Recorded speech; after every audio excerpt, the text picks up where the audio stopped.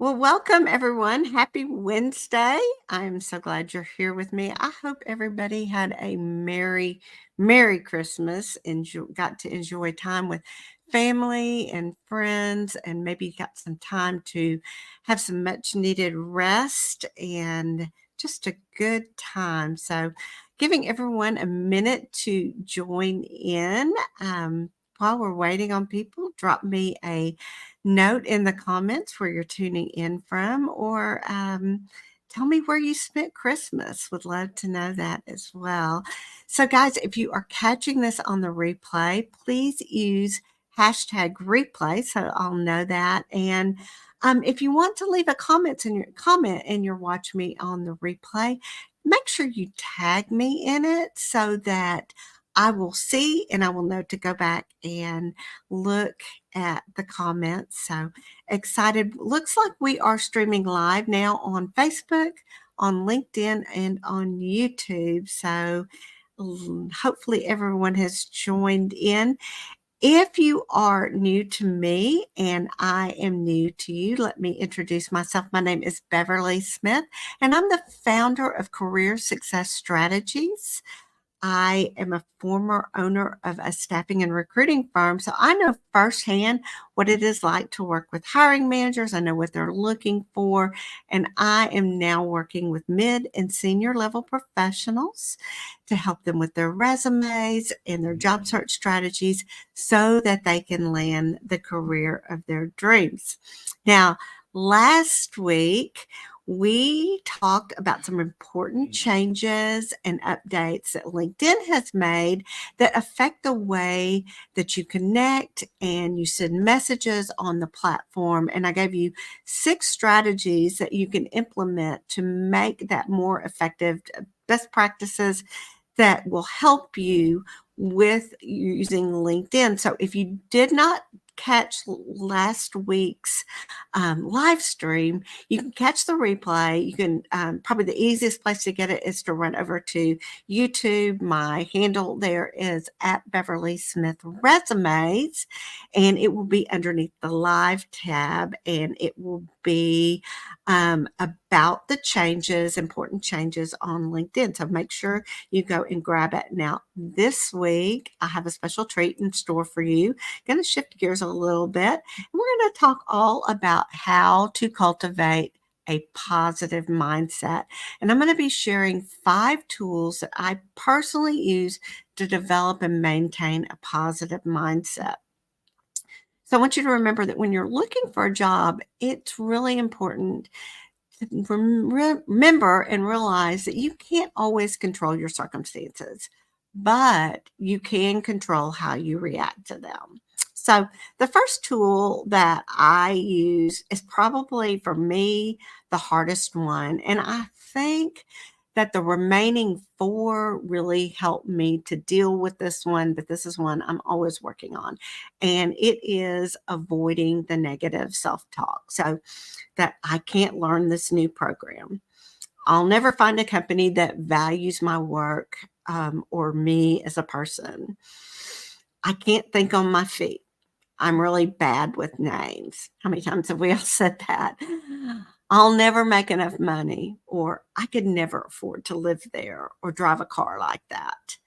You know, it's just words like that. And here is the deal: your mind believes whatever you tell it, and it goes to work solving for those problems. So, negative words and thoughts, not just the words, not just saying the words, but those thoughts that play on a loop in your head, they have power over you. They keep you stuck. And like I said, your mind believes what you think about, and it sets out to make it a self fulfilling prophecy. So, the other thing is, if you keep repeating negative statements or thinking negative thoughts, it only is going to create more anxiety, and it just keeps you in this endless loop of negative self talk. Can y'all relate? Have you been there? When you are so focused on the negative, it is almost impossible to come up with good solutions for your problems. So please, guys, pay attention to the stories that you're telling yourself. When you hear yourself say or think, I never, I want you to stop. Just stop immediately and change your words. Instead, what you can do is ask a better question. Ask a question. If it were possible, then what would I do? Or how would this change my situation if it were possible? What's going to happen? And you're going to be surprised, but your mind runs with that thought and it opens it up to creating all kinds of possibilities and solutions, those positive outcomes. So this segues really nicely into number 2, which is reframing your situation. This is a tool that I've used frequently. And so what that means, reframing your situation, is to change your perspective. Change the way that you perceive your situation. So, for example, it's if you are saying, oh, I lost my job and everything is falling apart, instead, make that, losing my job is really tough, but it opens me up for possibilities for a new and better career path. Or this could be the opportunity and push that I needed to pursue something that I'm truly passionate about. See the difference? You go from everything's falling apart and the world's coming to an end to a possibility, an opportunity, to thinking about, well, what could I go and do instead? Reframing is kind of like, is my glass half empty or is it half full? Are things an obstacle or are they an opportunity? Another example might be my company has merged these 2 departments and now they're all my responsibility. And I just feel like the weight of the world on my shoulders because my workload's going to increase. I've got all these people reporting to me. But instead, you could look at it as a way of maybe this brings more people to my team to split the workload. And these people are going to bring in a variety of new perspectives and ideas. And this is going to be an opportunity for me to stretch and grow as a leader. You see what I mean? There's a reframing.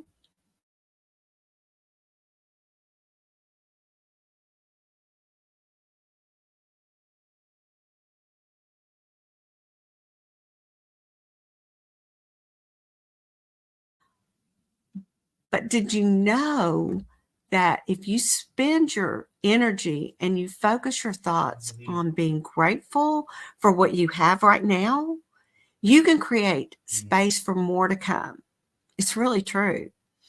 Gratitude helps you develop a positive mindset, which in turn allows you to see more opportunities.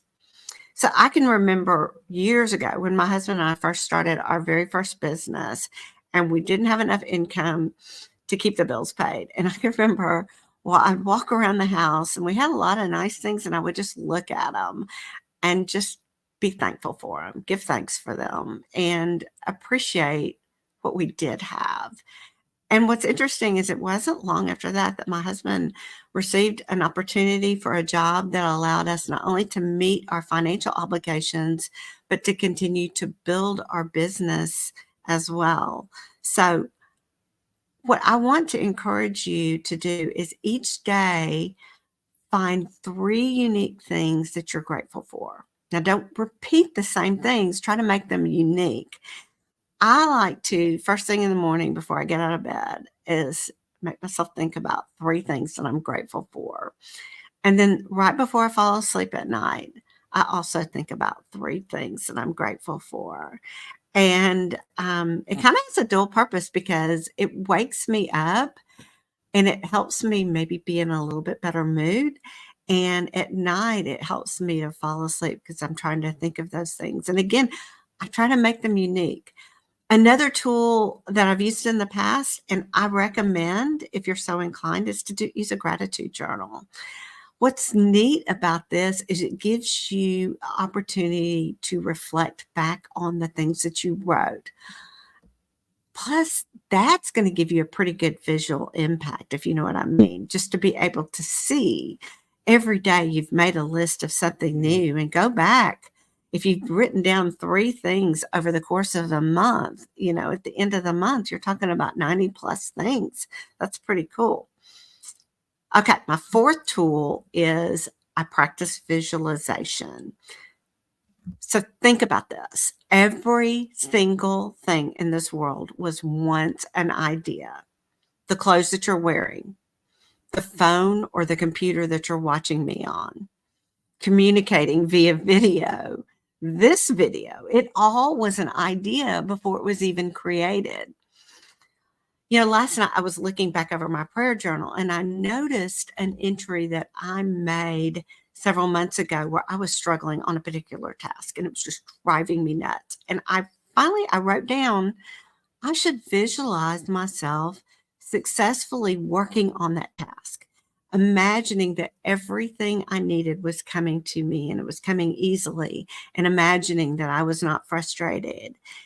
And here's what's so funny about that is not only did I get that thing done, but now that particular thing is pretty easy for me. It's not something that I still struggle with. And it all started because I thought about it.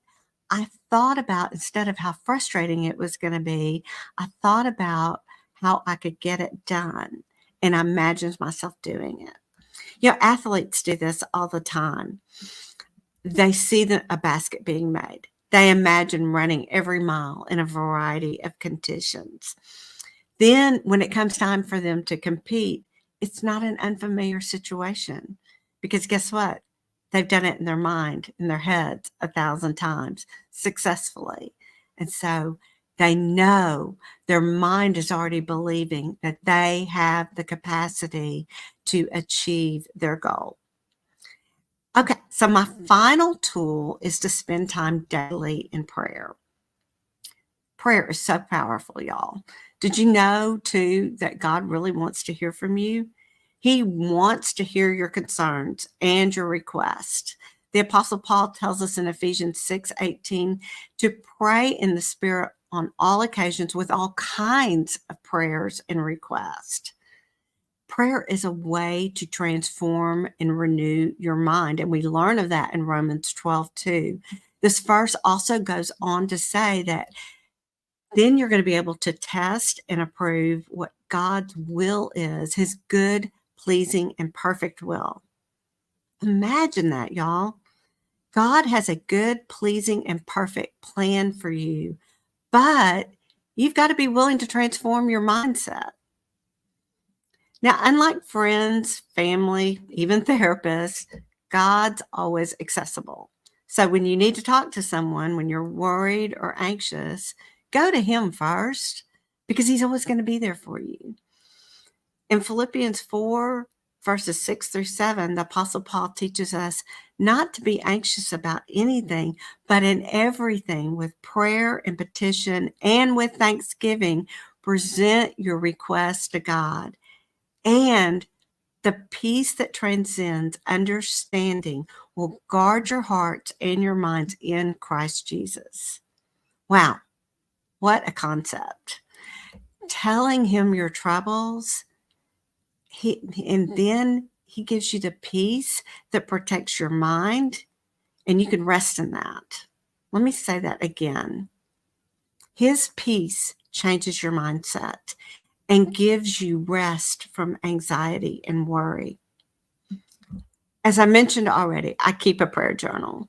For me, it helps me focus on the conversation that I'm having with God, and it keeps my mind from wandering off into other thoughts. But it's also a great way for me to reflect and to look back and see where he's worked in my life and how I've grown spiritually.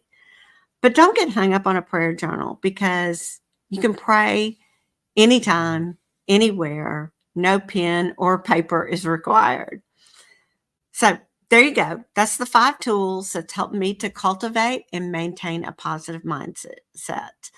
Avoid the negative words or thoughts, reframing my situation, practicing gratitude, using visualization, and spending time daily in prayer. Now, I want to caution you though, be aware of the arrival syndrome. You don't just develop a positive mindset and move on, because we're all growing and we're all evolving and facing new challenges. A positive mindset has to be worked on and cultivated daily. Old habits are really easy to slip back into. And remember what I said in the beginning, you can't always control your circumstances, but you can control how you think and react to them. So that's why you want to cultivate a positive mindset. So feel free to watch us on the replay if you want to take some notes and didn't in this live stream. It will be available on LinkedIn and Facebook and on my YouTube channel under the live tab. Again, my YouTube channel is at Beverly Smith Resumes. And I also wrote an article very similar to this, and I will link that up for you guys in the chat. Would love to know your takeaways on this, your biggest takeaway. So put that in the chat. And again, if you're watching in the replay, tag me and use hashtag replay and tag me so that I'll find it. Would love to know what you thought.